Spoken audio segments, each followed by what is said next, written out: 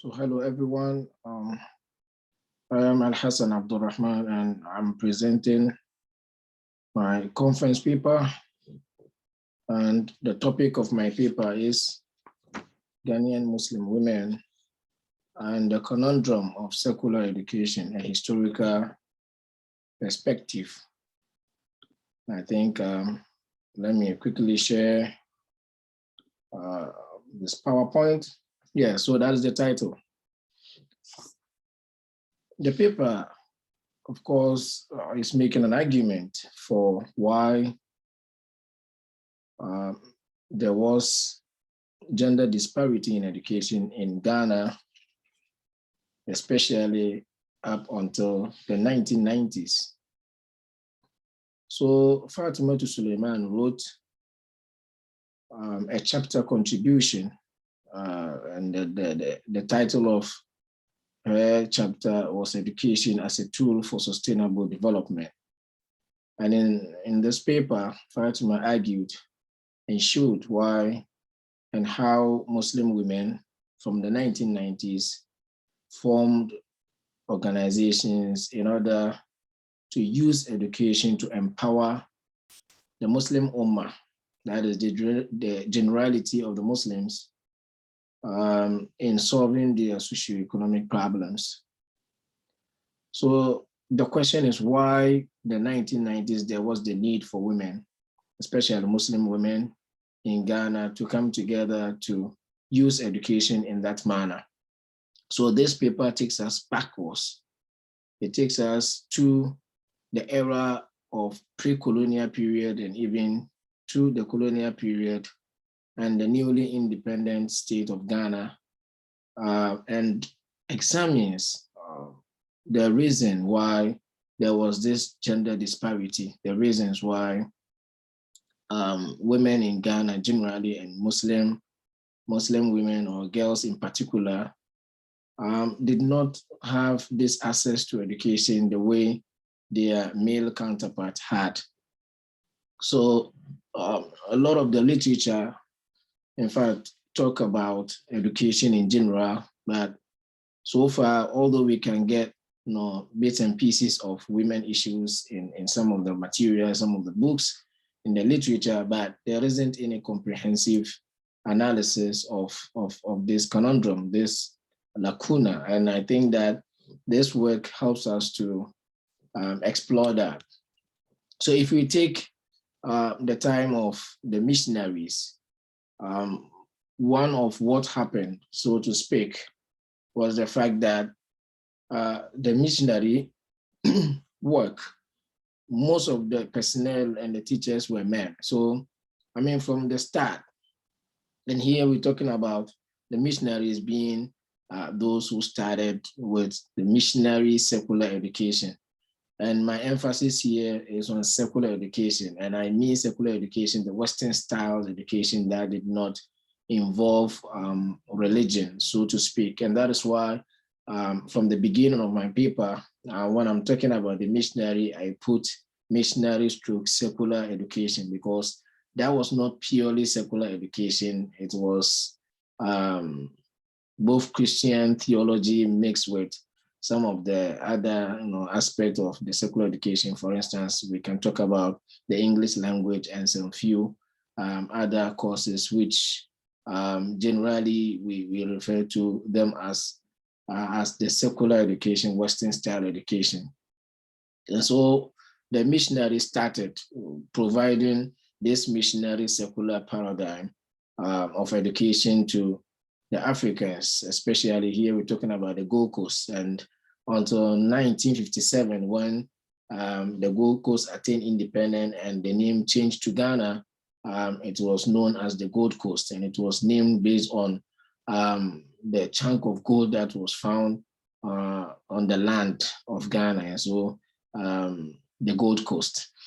Yeah, so the first reason why the missionaries contributed to this lack of access is the fact that the missionaries themselves used a lot of the Catholic fathers and the fathers, and a lot of these personnel were men. And so practically, we didn't find women even finding role models among the missionaries. Secondly, missionaries focused on converting and training mostly male indigenous Africans to take over the proselytizing mission of the missionary. And that is very obvious. So you look at the number of schools that were established and the fact that most of the men were given the opportunity to enter into those schools, and the focus was on the male indigenous Africans instead of the female. Then thirdly, like other scholars have mentioned, women were also to function as wives and domestic workers for the males. And this is interesting. There is a book written by one C.K. Graham, The History of Education in Ghana, and he has stated here, and I quote, it says thus, it says on page 132, says, in both England and the Gold Coast, therefore, girls' education seemed to have a rather specific and definite goal, that of marriage. Some of these girls nonetheless took up teaching and blah, blah, blah. So then one of the aims was that they needed women who could read and write to serve as wives to either the missionaries who were whites or the blacks who later came up and took up a lot of the work of the missionaries. And so you could realize that already this gender roles paradigm had already limited women education. So this went on hand in hand, even at the time where British colonial administration had stressed its authority, and that is especially from the late 20th century. So we realized that from the late 19th century, especially, late 19th century, from 1884, after the scramble for Africa and colonialism actually started, the British colonial administration also continued this gender disparity in terms of education that had started. And so we see straight away that the British colonial administration avoided supporting missionaries to open schools in the northern territories where Muslims dominated. And so the northern-southern